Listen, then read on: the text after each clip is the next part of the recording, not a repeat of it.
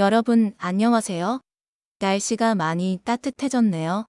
날씨가 좋아져서 많이들 놀러 나가고 싶겠지만 아직 사회적 거리두기가 완전히 끝나지 않았으니 조금만 참아주세요. 그래야 우리가 학교에서 만날 수 있는 날이 빨리 오니깐요. 오늘은 반도체 소자의 세 번째 시간입니다. 오늘은 반도체 소자의 종류에 대하여 알아보겠습니다. 반도체 소자는 종류와 응용 분야가 매우 다양합니다. 여러분들이 실습 시간에 썼던 것들도 있을 거예요. 오늘은 전자제품의 표준 부품으로 널리 쓰이는 반도체 소자엔 어떤 것들이 있는지 알아보겠습니다.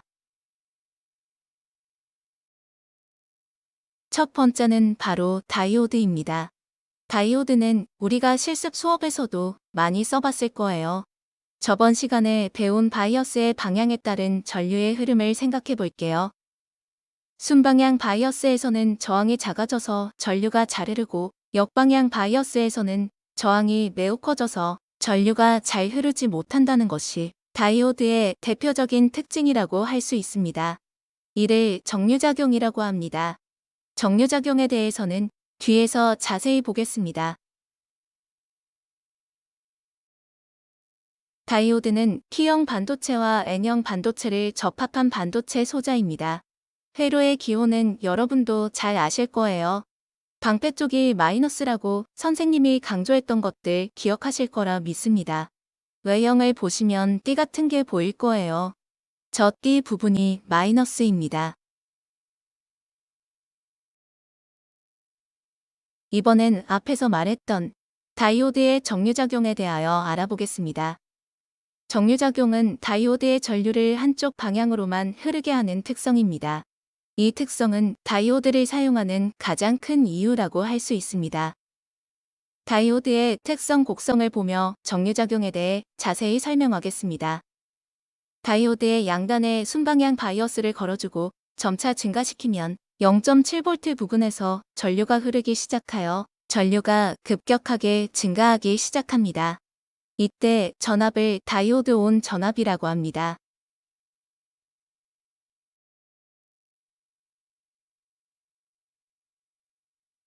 이번엔 반대로 역방향 바이어스를 걸어주게 되면 전류가 흐르지 않다가 어느 시점에서 급격한 전류의 흐름이 발생합니다. 이때의 전압을 항복 전압이라고 합니다. 항복 전압이 되고 나면 전압이 더 이상 증가하지 않는 것을 볼 수 있습니다. 일정한 전압을 유지하려는 특성을 나타내고 있는 것을 꼭 알아두시기 바랍니다. 순방향에서는 전류가 흐리고 역방향에서는 전류가 흐르지 않는 것이 바로 정류작용입니다. 다이오드에서는 이 정류작용이 중요하니 잘 기억해 두시기 바랍니다. 다이오드에는 다양한 종류가 있습니다. 표를 보면서 설명하겠습니다. 정류 다이오드는 교류를 직류로 변화하여 정류회로에 사용되는 다이오드입니다. 스위칭 다이오드는 고속의 온오프 특성을 이용하여 스위치 회로에 사용됩니다. 정전압 다이오드는 제너 다이오드라고도 부르며 항복 전압 특성을 이용한 정전압 안정화 회로에 사용됩니다. 터널 다이오드는 에사키 다이오드라고 부르며 음저항 특성을 이용한 마이크로파 발진 회로에 사용됩니다. 발광 다이오드는 LED 다이오드입니다. 우리가 실습 시간에 많이 썼던 다이오드입니다. 수광 다이오드는 광 검출 특성을 이용한 센서 회로에 사용되는 다이오드입니다. 가변 용량 다이오드는 PN, 접합에서 용량이 변화하는 특성을 이용한 동조회로나 주파수 변조회로에 많이 사용됩니다. 가변 저항 다이오드는 전압에 의해 저항이 변화하는 특성을 이용한 과전압 보호회로에 사용됩니다. 지금까지 다이오드에 대하여 알아보았습니다. 이번에는 트랜지스터에 대하여 알아보겠습니다. 트랜지스터는 두 개의 PN 접합을 가지고 있는 반도체 소자입니다. 전공과 전자에 의해서 전류가 흐르므로 양극성 접합 트랜지스터라고 부릅니다. 보통 BJT라고 부릅니다. 우리가 실습 시 TR이라고 부르는 것이 바로 트랜지스터입니다. 영어의 트랜지스터의 철자의 앞 두 글자인 TR을 따서 부릅니다. 트랜지스터는 NPN형과 PNP형 두 가지의 종류가 있습니다. NPN형은 다수 반송자가 전자이고 PNP형은 다수 반송자가 전공입니다. 단자의 경우 이미터, 베이스, 컬렉터 3개의 단자를 가지고 있습니다. 단자에 대해서는 잘 알아두셔야 나중에 전자회로 실습 시 도움이 될 것입니다. 그림을 보면서 트랜지스터의 구조에 대하여 알아보도록 하겠습니다. 왼쪽은 NPN형 트랜지스터이고 오른쪽은 PNP형 트랜지스터입니다. 기호도 다르게 생겼으니 잘 봐두시기 바랍니다. 기호의 화살표 부분을 잘 기억해 두면 전류의 방향까지 잘 기억할 수 있습니다. NPN형의 경우 베이스에서 이미터로 전류가 흐르고 화살표가 그려진 것을 확인하실 수 있을 겁니다.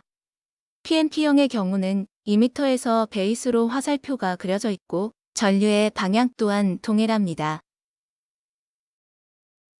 우리가 전자회로 실습 수업에서 보게 되는 트랜지스터들입니다.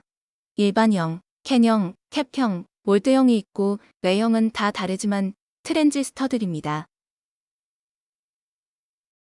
트랜지스터는 중요한 내용이고 우리가 전자회로 실습 시간에도 많이 이용할 소자이기 때문에 다시 한번 정리하고 넘어가도록 하겠습니다.